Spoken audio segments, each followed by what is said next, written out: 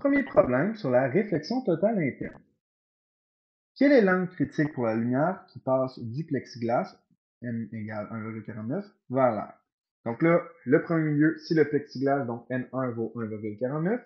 N2, c'est l'air, donc 1,0003, et on cherche l'angle critique. On va écrire en premier la formule de l'angle critique, donc sinus de θc est égal à N2 divisé par N1. Je remplace N2 et N1. Par la suite, je vais faire la division ici et le résultat de la division, je vais faire arcsin, donc arcsin de 0,6713. Important qu'ici, le résultat doit être inférieur à 1 ou sinon ça ne fonctionnera pas. Et après ça, ça me donne un angle critique de 42,17 degrés. Deuxième problème. Quel est l'angle critique de la lumière qui passe d'un bloc de glace dans l'air? Donc là, mon N1, c'est la glace, 1,31. Mon N2, c'est l'air, donc 1,0003. Et on cherche l'angle critique. Même chose, on écrit la formule. Je remplace mon N2 et mon N1. Je fais la division ici, puis après ça, je vais faire arcsin du résultat de la division.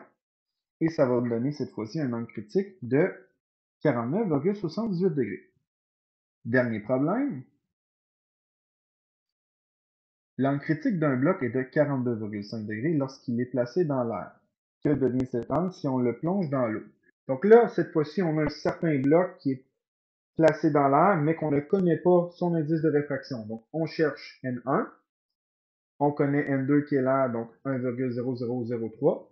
Et quand on place ce bloc-là dans l'air, l'angle critique est de 42,5 degrés. Donc là, on utilise la formule de l'angle critique. Par la suite, on remplace l'angle et on remplace le N2 comme ça ici. Pour calculer N1, deux possibilités.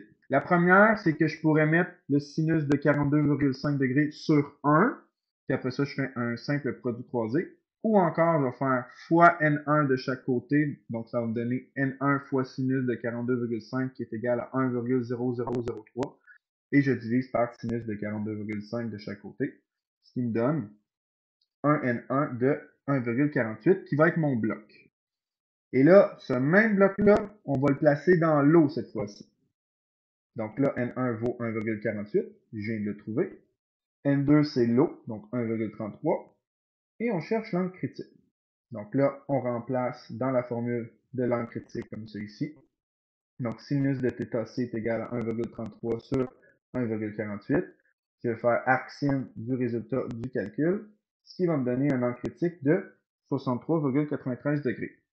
Juste remarquer que si on compare les deux angles critiques, donc 42,5 degrés et 63,93, et plus l'écart est faible, donc là ici on parle de 0,15 versus un écart de pratiquement 0,48, et plus l'écart est faible, plus l'angle critique va être grand.